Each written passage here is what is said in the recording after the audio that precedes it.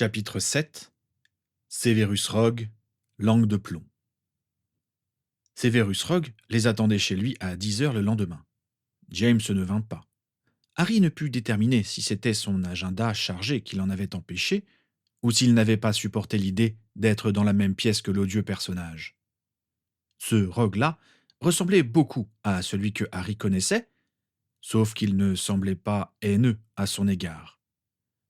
Pas amical non plus, il fallait l'admettre, mais il n'y avait pas cette tension constante à laquelle son professeur de potions l'avait habitué.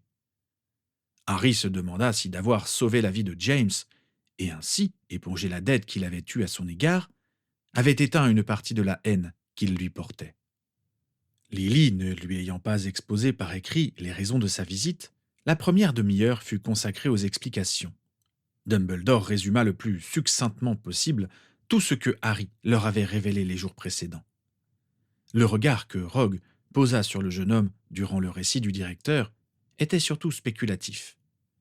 Aucune sympathie ni compassion, mais, au moins, Harry n'avait pas l'impression qu'on allait le rendre responsable de tous les malheurs de son monde. Quand Dumbledore conclut son récit, Harry remarqua qu'il n'avait pas précisé qui avait tué son double. Il n'osa pas préciser ce point. Rogue réfléchit un long moment, une fois le silence revenu, et finit par demander « Qu'attendez-vous de moi, exactement ?»« Nous avons besoin de vos connaissances en magie noire pour indiquer à ce jeune homme une manière de détruire les Horcruxes. »« J'ai beaucoup de travail en ce moment, » fit l'homme en haussant les épaules. « Je t'en prie, » intervint Lily. « Des milliers de personnes sont en train de vivre dans la terreur que nous avons connue. Nous n'avons pas le droit de leur refuser notre aide. »« Qui nous garantit qu'il retournera là dont il vient ?» opposa le langue de plomb. « C'est Poudlard qui nous l'a envoyé, » répondit Dumbledore. « C'est donc à moi de me préoccuper de cela. Nous avons besoin de votre savoir. » Harry bouillait de colère. Comment avait-il pu un instant le trouver moins mauvais que l'autre ? Cette indifférence et sa façon d'ignorer la présence de Harry en parlant de lui comme s'il n'était pas là ulcéraient le jeune homme. C'est avec difficulté qu'il s'était fait violence pour venir lui demander de l'aide. Se voir ainsi repoussé était plus qu'il ne pouvait en supporter. « Vous allez nous aider, vous me le devez, c'est à cause de vous que mes parents sont morts et que j'ai cette fichue cicatrice. » Rogue, impassible, posa un moment les yeux sur le front que lui désignait Harry, avant de tourner les yeux vers Lily comme pour démontrer que ses prétendues victimes étaient bien vivantes. « Harry, » intervint Lily d'une voix fatiguée, « nous en avons déjà discuté hier. »« N'avez-vous pas vécu dans la peur durant des mois ?»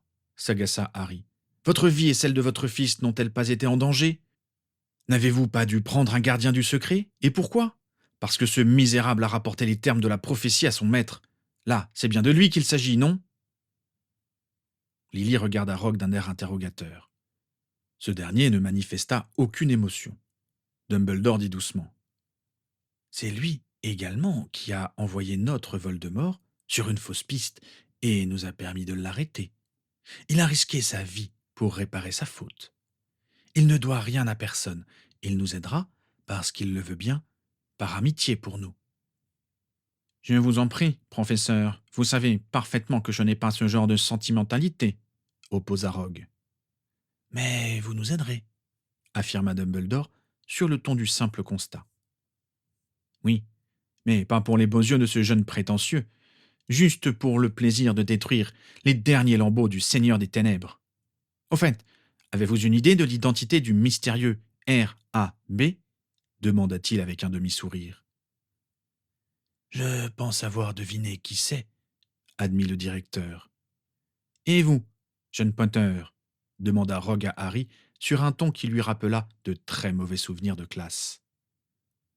Lily dut sentir la tension créée par ces mots, car elle posa une main sur l'épaule de son protégé, assis à côté d'elle comme pour indiquer que personne ne le prendrait à partie sans qu'elle n'intervienne. Le langue de plomb eut un sourire un peu moqueur qui mit le feu aux joues de Harry, qui dut se retenir pour ne pas signifier à Lily qu'il était parfaitement capable de se défendre tout seul. « Regulus Arcturus Black », révéla Albus Dumbledore pour ne pas faire durer l'inconfortable silence. Regulus Black s'étonna Harry. Le frère de Sirius? D'où Merlin? Souffla Lily. C'est Bellatrix Black, l'estrange, qui a été chargé de lui signifier le déplaisir du maître, se rappela Rogue. Il a toujours eu une prédilection pour les assassinats familiaux, remarqua-t-il. Quoi qu'il en soit, elle a été châtiée alors même qu'elle avait éliminé ce cher Régulus. Nous nous étions demandé pourquoi, à l'époque. Je suppose qu'elle n'a pas dû retrouver l'objet. Peut-être que Sirius aura une idée de l'endroit où son frère a pu le cacher, avança Lily. Oh, le pauvre! Il va être bouleversé quand il va savoir. Il me paraît préférable de garder pour nous toute cette histoire, opposa Rogue d'un ton qui indiquait qu'il était parfaitement indifférent aux états d'âme de l'aîné des Blacks. Je me passerai volontiers de concurrent dans cette passionnante chasse au trésor. Et il faut évidemment éviter que d'anciens mange-morts non repentis s'emparent de cette histoire, opina Dumbledore. Mais si Sirius Black est le seul à pouvoir nous indiquer où est l'objet... Je pense savoir où est le médaillon, intervint Harry. Enfin, où il est dans mon monde. Quand il avait réalisé qui était R.A.B., il avait pensé à Sirius et se l'était remémoré dans la maison de Squire Grimore. Ayant en même temps en tête le médaillon tel qu'il l'avait découvert dans la pancine de son directeur, il avait enfin fait le rapprochement et avait revu l'objet là où il l'avait eu sous les yeux la toute première fois. Les trois adultes attendaient qu'il dise ce qu'il savait, et il continua. Quand nous avons fait le ménage dans la maison des Blacks, nous l'avons retrouvé, sans savoir ce que c'était. Je me rappelle juste que nous n'avons pas réussi à l'ouvrir. Il doit toujours y être, en conclut Lily. Sauf si Sirius a mis la main dessus et s'en est débarrassé, fit remarquer Harry. Sirius n'a jamais remis les pieds dans cette maison, lui apprit Lily. Il a essayé de la vendre, mais personne n'a voulu l'acheter. Elle est donc dans l'état où tu l'as connue, et le médaillon doit toujours y être. Il nous reste encore à retrouver la bague des Gaunt dans les ruines de la maison de sa mère, conta Harry. Le journal de Tom, en possession de Lucius Malfoy. La coupe de Pouf-Souffle, Nagini. Voldemort n'a jamais eu d'animal de compagnie, indiqua Rogue. Et d'après ce que j'ai compris, compléta Dumbledore, cet Horcrux aurait été créé après le retour de Tom. Il n'existe donc pas ici, et ce ne sera pas pour vous le plus difficile à éliminer. Il suffira de le tuer. C'est tout? S'étonna Harry. Oui, paradoxalement, quand un fragment d'âme est placé dans un être vivant, il est facile à envoyer dans le monde des morts, expliqua le directeur. Et il suffit de tuer son porteur, et l'âme de l'animal entraîne avec elle la partie supplémentaire. Et il ne suffit pas de casser l'objet contenant le Horcrux pour qu'il s'échappe? Non, il reste amalgamé à la matière qui, elle, reste parmi nous, tout comme le corps des décédés. Ah, dommage, regretta Harry. Bon, j'ai tout dit sauf un objet ayant appartenu à Serdaigle ou à Gryffondor. Il en manque un, remarqua Rogue. Non, j'ai tout dit, affirma Harry, après avoir récapitulé les éléments dans sa tête. Eh bien, il en manque tout de même un, affirma Rogue. C'est exact, confirma Dumbledore. D'après ce que nous avons compris, Tom voulait créer 6 Horcruxes qui, ajoutés à la part d'âme qu'il garderait en lui, constitueraient 7 fragments. Il en avait donc réalisé 5 et comptait finaliser le 6e en vous tuant. Il a dû aller à Godric's Hollow avec l'objet qu'il avait choisi encore non activé. Pour en revenir à notre liste, ce serait donc une relique de Serdaigle ou un objet ayant appartenu à Gryffondor. Mais je n'ai pas à rechercher le 6e, puisque Voldemort a échoué à le transformer. Il y a eu 2 morts, et même 3 en le comptant, le contredit Rogue.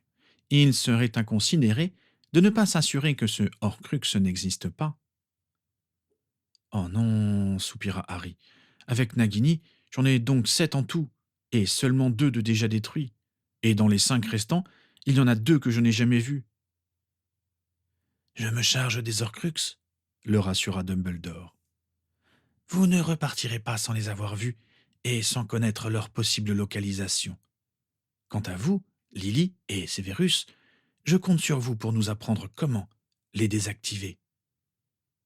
Et moi demanda Harry. Eh bien, si vous tenez vraiment à vous occuper, je pense que je vais vous trouver un professeur de défense contre les forces du mal.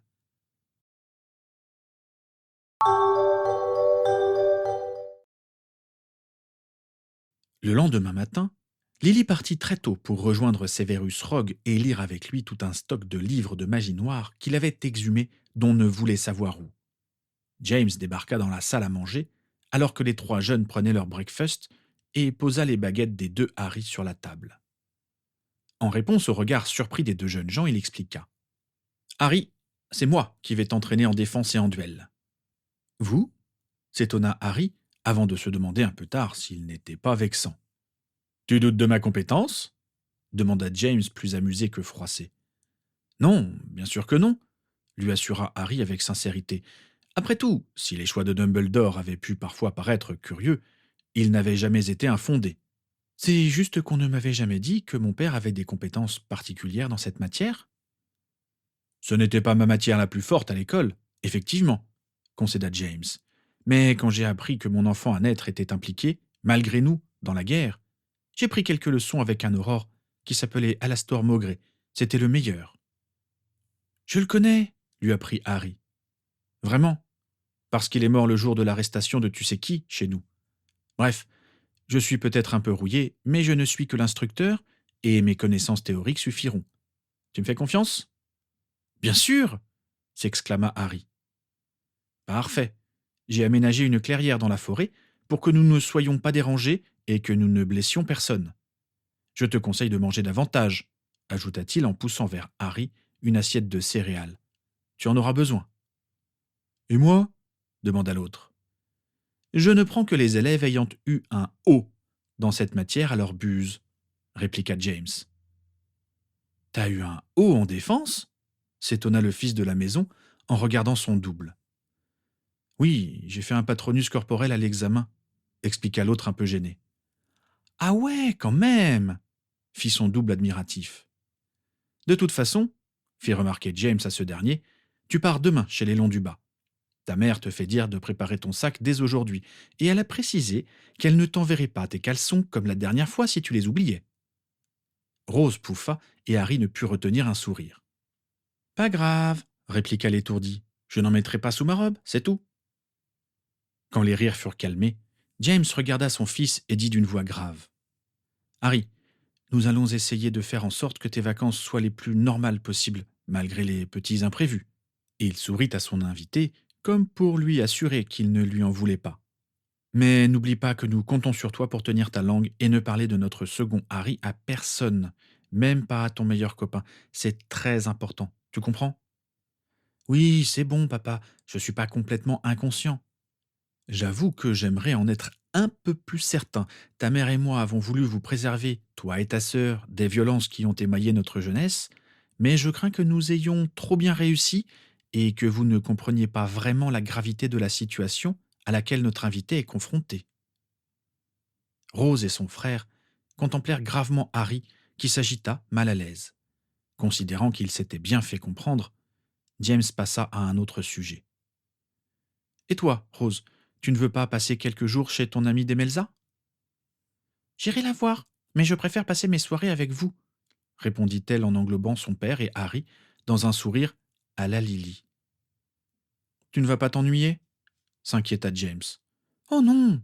Je dois m'occuper de mon potager, lire tous les livres que maman m'a achetés, faire mes devoirs de vacances, et aujourd'hui, j'ai un verre à crasse à embêter. Ah, tu notes, papa. Elle avoue, c'est elle qui me cherche. Je note, je note. Harry non Veracras a-t-il terminé de déjeuner? Eh! Protesta Harry Veracras. Oui, j'ai fini, James, assura Harry non Veracras. James se leva et se rendit dans le vestibule suivi de son élève. On va transplaner, indiqua-t-il en lui tendant le bras. L'instant d'après, il se trouvait en plein cœur de la forêt. Tu sais transplaner tout seul? Demanda James. Oui, j'ai pris des cours, mais je n'ai pas encore eu le temps de passer mon permis. On va voir ça, alors. C'est très utile pendant les affrontements. Bon, essaie de passer derrière moi et concentre-toi bien. Je n'ai pas envie de devoir te récupérer aux quatre coins du pays. Merci de m'encourager, dit Harry d'un ton ironique. Voldemort ne t'encouragera pas, répondit gravement James. Il tentera au contraire de te déstabiliser et te convaincre que tu es moins fort que lui. Ce ne sera pas difficile, vu qu'il est effectivement infiniment plus puissant que moi, soupira Harry, réellement découragé. Ne crois pas cela. Il a tenté 3 fois de te tuer et tu es toujours vivant. Il existe en outre une prophétie indiquant que tu peux le tuer. Tu lui fais peur, très peur. Cela lui fera commettre des erreurs. Rien n'est joué, mon garçon. Ne l'oublie jamais, insista James en lui donnant une petite tape amicale sur l'épaule, ce qui réconforta davantage Harry que toutes ses paroles. Mais assez parlé, transplane. Harry se concentra et réussit à se projeter derrière James. Très bien, tu maîtrises le déplacement de précision. En rentrant à la maison, on verra ce que tu vaux sur les longues distances. Que connais-tu comme sort de défense et de combat? Le Protego, l'Expelliarmus, le Stupéfixe, le Silencio, le Tarantella, le Patronum, le Bloc-Jambe. Harry s'interrompit, n'osant avouer qu'il avait un jour tenté de lancer un Doloris. Bon, c'est pas mal. Montre-moi ton fameux Patronus corporel pour commencer. Harry se concentra sur ses derniers jours, jeu avec la fratrie, discussion calme avec Livy, James quand il était de bonne humeur. Spero Patronum. Un cerf plus brillant et imposant qu'il ne l'avait jamais été surgit de sa baguette et fit majestueusement le tour de la clairière avant de revenir vers eux. James, manifestement fasciné, murmura d'une voix enrouée. « Il est superbe !» L'apparition disparut graduellement. « Bon, » commença James d'une voix toujours altérée avant de s'éclaircir la gorge. « On va passer à la suite du programme. Je vais t'envoyer des projections contre lesquelles tu devras te défendre. Simulo !» Harry se trouva entouré d'ombre. « Protego !» dit-il instinctivement quand un éclair coloré fusa vers lui. Il envoya des sorts offensifs et vit que ses adversaires explosaient quand ils faisaient mouche. Mais d'autres revenaient à la charge, et il devait encore et encore se défendre et les éliminer. Un quart d'heure plus tard, les rangs de ses attaquants s'éclaircirent et ils disparurent enfin. Il se laissa aller sur le sol à bout de souffle. « C'est pas mal, » admit James. Harry regarda ses bras. Ils étaient recouverts de taches de couleur. « Qu'est-ce que c'est que cela ?» demanda-t-il inquiet. « La preuve que tu as été touché. Tu as encore des progrès à faire. »« Mais comment pouvais-je les éviter? Ils m'entouraient. »« Tu aurais pu transplaner derrière eux ?» lui fit remarquer son instructeur. « Je ne peux pas me concentrer suffisamment dans de telles conditions. »« C'est justement ce que tu dois apprendre à faire. On reprend dans 5 minutes. Tiens, ajouta-t-il en lui tendant une gourde. Ne bois qu'une gorgée, sinon tu vas t'alourdir. Qu'est-ce que c'est? De l'eau, rien de plus. Tu n'auras pas forcément de potions reconstituantes quand tu en auras besoin. Tu dois t'habituer à faire sans. Alors que Harry lui rendait sa gourde, James demanda presque timidement. Dis, ton Patronus, tu as une idée de sa signification? Oui, Rémus m'a expliqué. J'ai même cru. C'était difficile de reparler de cet épisode à celui qui aurait pu être son père, mais il sentait qu'il le lui devait. La première fois que j'ai vu mon Patronus, j'étais à 2 endroits à la fois à cause du retourneur de temps, et j'ai cru que c'était mon père qui se dressait devant moi et qui me l'envoyait. Après seulement, j'ai compris que c'était moi. Cela m'a fait drôle sur le coup. Drôle n'était pas le mot qu'aurait voulu utiliser Harry, mais il savait que l'homme dont le regard était fixé au sol le comprenait. « Et vous ?» demanda le jeune homme. « Vous avez le même ?» James déglutit plusieurs fois avant de se risquer à répondre. « Non, le mien est un faucon. Mon père en élevait. Les dresser était son passe-temps favori. »« Vous pourriez me le montrer ?» demanda Harry après avoir laissé passer un silence. « Si tu veux. » L'homme ferma les yeux et se concentra durant quelques secondes avant de sourire à un souvenir intérieur et de prononcer la formule. Un magnifique rapace surgit de sa baguette et plana un instant en cercle au-dessus d'eux avant de se dissoudre. Merci, dit doucement Harry. Personne ne m'a jamais parlé de mes grands-parents. J'aimerais bien savoir comment ils étaient. On en parlera ce soir, lui promit James. Je te montrerai des photos. Mais maintenant, reprenons. Ils mangèrent frugalement à midi, et ce n'est qu'à 4 heures que James déclara la leçon terminée. Harry était moulu et couvert de contusions car, à la fin, les sorts envoyés par James étaient devenus plus offensifs pour lui apprendre à mieux s'en protéger, lui avait expliqué son implacable professeur. Je te laisse transplaner vers la maison, indiqua ce dernier. Vous êtes sûr? Je suis épuisé, je risque de faire une erreur. Écoute, Harry, imagine que tu as échappé à une embuscade, que tu n'en peux plus, mais que l'un de tes amis est en train d'agoniser à côté de toi. Tu vas hésiter à l'emmener à Sainte-Mangouste juste parce que tu as peur de te planter? Harry hocha négativement la tête. Bon, eh bien, on se retrouve dans le vestibule, conclut James avec un sourire. James disparut.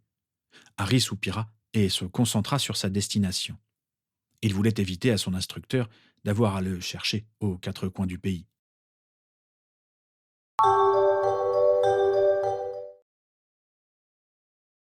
Le soir, comme promis, James sortit les albums de photos et raconta des anecdotes de son enfance, ainsi que les histoires marquantes arrivées aux divers membres de la famille et qu'on se raconte de génération en génération. Lily, qui connaissait sans doute tout cela par cœur, était montée à l'étage pour faire des rangements, tandis que ses enfants prenaient manifestement plaisir à réécouter ses récits. Lily surgit les vêtements à la main. Harry, j'ai réservé ces 3 robes à ton usage. Elles te plaisent? Demanda-t-elle. Je suppose, dit Harry qui n'avait pas l'habitude de choisir ses vêtements. Tu peux lui donner ma grise, intervint l'autre Harry. Je ne l'aime pas tellement. Non, mais dis donc, c'est ça ta notion du partage? C'est à ton invité de choisir. Comment t'habitues d'habitude? Insista Lily en regardant Harry. Je mets ma robe d'école. Et pendant les vacances? Les vêtements de mon cousin, avoua Harry, très embarrassé. Pétunia ne t'achète jamais de vêtements? Demanda Lily d'une voix incrédule. Non, je ne lui ai pas dit que j'avais de l'argent chez Gringotts, tenta d'expliquer Harry, qui comprit que ce n'était pas la bonne réponse en voyant le regard consterné que James et Lily échangèrent. Mais c'est affreux! S'écria Rose. Pourquoi on t'a envoyé chez elle si on te traitait aussi mal là-bas?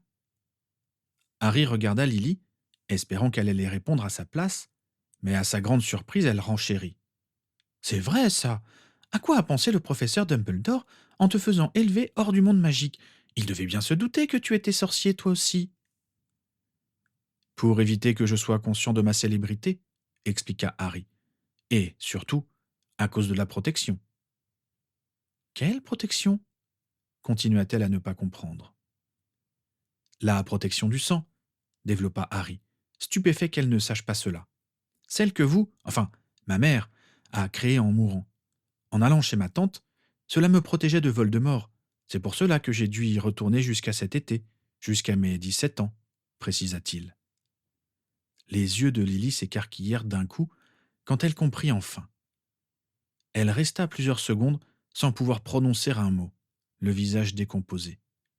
C'est du passé, Lily. Nous avons fait de notre mieux, finit par dire James, après les quelques instants qu'il lui avait fallu pour comprendre à son tour. Oh non, gémit Lily. Je n'avais pas prévu cela. Oh, Harry, pardonne-moi, c'est moi qui t'ai livré à eux. Que Merlin me pardonne. Elle éclata en sanglots et sortit en courant. James la suivit, mais avant de quitter la pièce, fit remarquer visiblement mécontent. Ce n'est pas parce qu'on te pose une question qu'il faut forcément y répondre.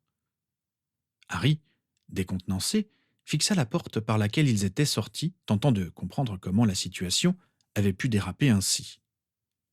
Ne t'en fais pas, commenta l'autre Harry. De toute façon, dès qu'on parle famille, maman pleure. Elle a essayé d'aller les voir, mais ils n'ont pas voulu lui ouvrir. Il paraît qu'à travers la porte, le mari de sa sœur lui a dit qu'elle était une monstruosité et qu'il allait appeler la police. Il ne l'aurait pas fait, jugea Harry, bien trop peur qu'elle révèle à tous qu'elle leur était apparentée, sans compter ce qu'en auraient dit les voisins. Oui, enfin bon, Elle a pleuré des heures en rentrant et même que papa a fini par lui dire que c'était stupide de faire autant d'histoires pour des moldus. Et il ne t'en voudra pas très longtemps. Il est juste très protecteur à l'égard de maman. Tu vois, ce n'est pas si grave. Il y a vraiment des fois où je me dis que toi et papa avez autant de sensibilité qu'un couteau à potion, prétendit Rose d'un ton pincé. Elle alla vérifier que ses parents étaient bien hors de portée de voix avant de revenir vers Harry et de lui demander. Tu nous expliques un peu mieux? Harry fut tenté de ne pas répondre, influencé par la remarque de James, mais il commençait à connaître Rose et savait qu'elle ne le laisserait pas en paix tant qu'il n'aurait pas lâché le morceau. Il expliqua donc comment la mort de sa mère avait créé un bouclier qui le protégeait tant que ce qu'il considérait comme son foyer était habité par une personne du même sang. C'est ainsi qu'il avait dû vivre avec Pétunia et, par extension, avec l'abominable Vernon et l'ignoble Dudley. C'est vrai qu'ils n'avaient pas l'air marrants, admit Rose qui les avait vus dans la pancine. Bon, ne fais pas cette tête. Ce n'est pas de ta faute si tu as dû vivre avec eux. Je n'aurais pas dû expliquer tout ça à votre mère, fit tristement Harry. Elle s'en remettra, lui assura son double. Elle va en faire un peu trop avec toi pendant quelques jours, puis après ça ira mieux, tempéra Rose. Prépare-toi à être cajolé, à ne pas tousser sans qu'on te propose un pull, ni à bâiller sans que l'on t'envoie au lit, précisa son frère terre à terre. Quand elle a l'impression de ne pas avoir été à la hauteur avec nous, après, elle essaie de se rattraper, et c'est pire. Désolé, fit Harry Penaud, se disant que ça allait être agaçant pour les enfants légitimes de la voir s'occuper d'un autre. Mais les intéressés semblaient plus compatissants que jaloux et lui donnèrent des conseils pour prévenir toutes les manies maternelles avant de lui proposer une partie de tarot.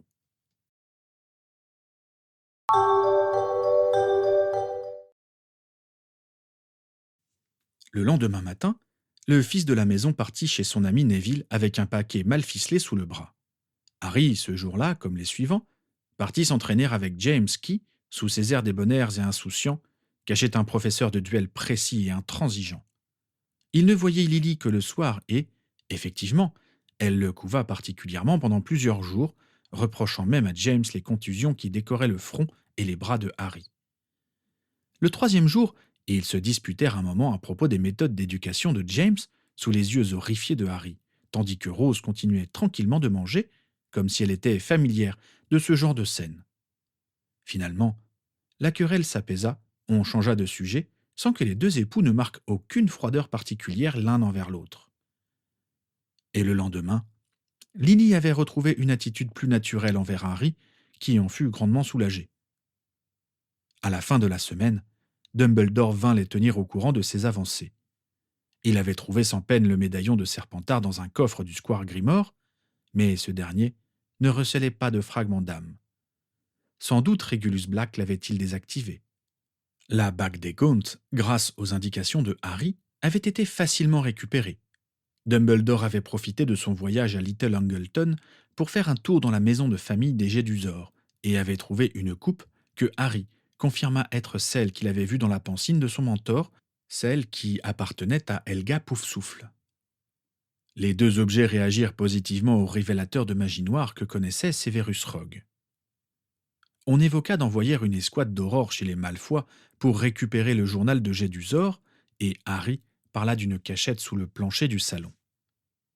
Quand James apprit comment il avait obtenu l'information, il se déclara très fier de lui, et Harry en rougit de confusion. Lily se montra davantage impressionnée par la prestation d'Hermione avec le polynectar.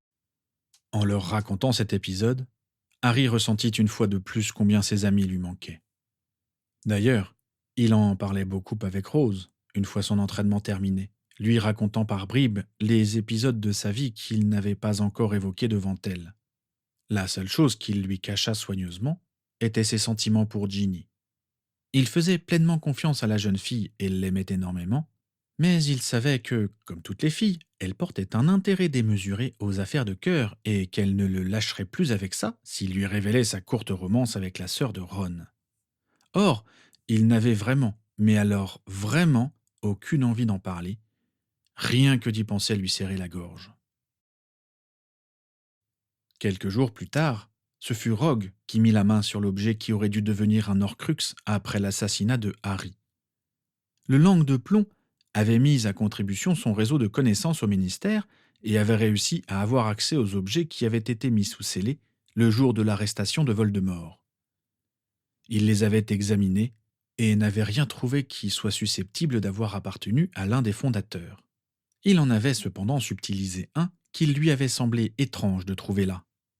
C'est un badge de préfet, reconnut Harry quand Rogue le sortit de la bourse dans laquelle il l'avait amené. Celui de Tom Jedusor, comprit Dumbledore. Ce n'est pas dans la liste que nous avions établie, fit remarquer Lily. Comme l'avait indiqué mon homologue à Harry, répondit le vieux sorcier, il est probable que Voldemort ait dû renoncer à utiliser une relique ayant appartenu à Godric Gryffondor, car les seuls que nous connaissons sont sous bonne garde à Poudlard. Il se serait donc rabattu sur un autre symbole. En quoi est-ce un symbole demanda James, qui assistait à toutes les réunions qui avaient lieu à Godric's Hollow. C'est le rappel de la première fois où on lui a concédé un pouvoir sur ses camarades, expliqua le directeur d'un ton triste. Et c'est également le symbole de l'aveuglement de l'équipe enseignante de Poudlard à son sujet. Tom savait très bien que si nous avions eu idée de ses opinions et de son ambition, nous ne l'aurions jamais nommé. Bon, je devrais donc le trouver dans les ruines de la maison de mes parents, résuma Harry. Et c'est peut-être un Horcrux chez moi, c'est ça? C'est une possibilité, répondit gravement Dumbledore. Il resta songeur un instant avant de continuer. Dans le courant de la semaine, j'irai à l'orphelinat Moldu où Tom avait passé son enfance pour voir si c'est là qu'il a dissimulé la relique inconnue de Serre d'Aigle. James, je compte sur vous et vos relations pour que la perquisition chez les Malfoy aboutisse. Alors que James hochait la tête pour signifier qu'il s'en chargeait, Dumbledore continua. Severus, Lily, où en êtes-vous dans vos recherches? Nous avançons, professeur, lui assura Lily. Nous avons trouvé plusieurs rituels possibles, mais nous n'avons aucun moyen de les tester. Nous les essaierons quand tous les Horcruxes seront à notre disposition et que nous irons à Azkaban pour les désactiver.